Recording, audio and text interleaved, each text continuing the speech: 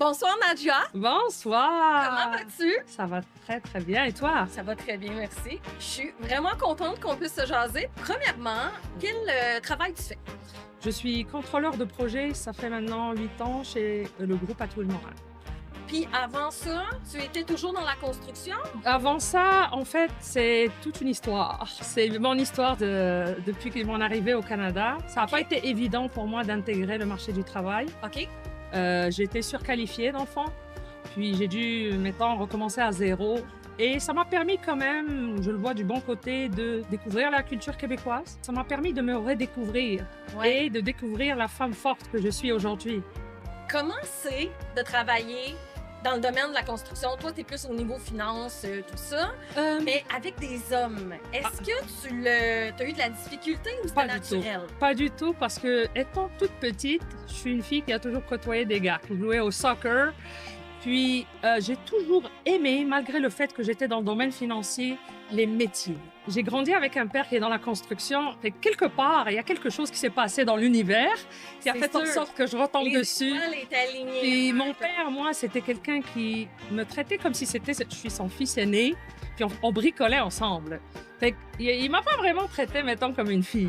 Fait que moi, je me sentais tout le temps gars. Je disais tout le temps à ma mère: hey, maman, pourquoi vous m'avez eu une fille, là? J'aurais aimé être un gars, ça aurait été plus facile pour moi, parce que là, j'ai le corps d'une fille, puis j'ai pas de misère à être comme comporter, puis être, puis vivre avec les gars. Fait que, mais être les deux, là, c'est extraordinaire, mettons. Puis tu sais, moi je travaille avec je fais du recrutement pour des surintendants en chantier, des chargés de projet, des directeurs de projet. J'ai rencontré beaucoup plus d'hommes qui étaient bienveillants envers les femmes en construction que l'inverse. C'est extraordinaire. Parce que je pense que ça a quand même beaucoup évolué Absolument. dans les dernières années. Mhm. Mais il reste quand même des fois que on entend certains mythes dans la construction. Mhm. C'est quoi le plus gros mythe par rapport aux femmes que tu as entendu dans le domaine de la construction? Ben, le mythe, je pense que tout le monde connaît, c'est la femme, physiquement, n'est pas capable de faire des jobs.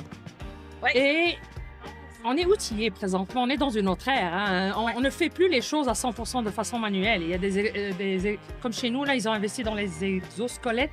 Oui. Fait que tu es capable avec ça de faire peut-être des choses en protégeant ton corps, pas Ouais. te blesser.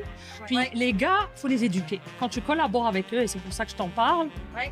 de découvrir la force d'une femme dans une équipe. Si tu n'es pas capable de faire une chose physiquement, tu es capable d'apporter de l'organisation, de la rigueur, de la structure. Les gars sont tellement tout le temps dans les chantiers, ils n'ont pas le temps de prendre du recul. Ça- Plus un homme expérimente la relation de travail avec une femme dans son métier, plus la mentalité change. Si tu avais un conseil Mhm. à aller te donner Mhm. à toi-même À moi-même. au début de ta carrière, quel conseil t'irais te donner pour faciliter encore plus ton intégration au niveau du domaine de la construction? Pas d'attente. Travaille fort et accueille la vie.